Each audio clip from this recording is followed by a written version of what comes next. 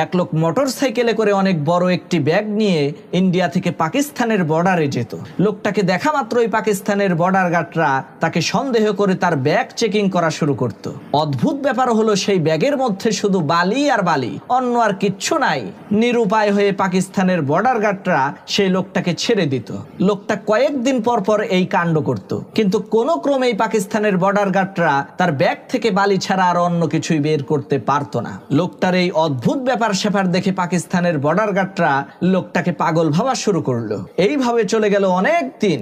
একদিন একজন border guard পাকিস্তানের মধ্যে ঘুরে বেড়াচ্ছে, এমন সময় ওই লোকটাকে অনেক দামি একটি গাড়ির মধ্যে বসে থাকতে দেখে জিজ্ঞেস করলো, ভাই আপনাকে তো দেখে আমরা পাগল ভেবেছিলাম, শুধু বালি নিয়ে ভারত থেকে পাকিস্তানে আসেন, কিন্তু আপনি এত ধনী হইলেন কেমনে, এত টাকা পয়সার মালিক হইলেন কিভাবে, সেটা তো বুঝতে পারলাম না। তখন সেই লোকটা ওই বর্ডার গার্ডকে বলল, স্যার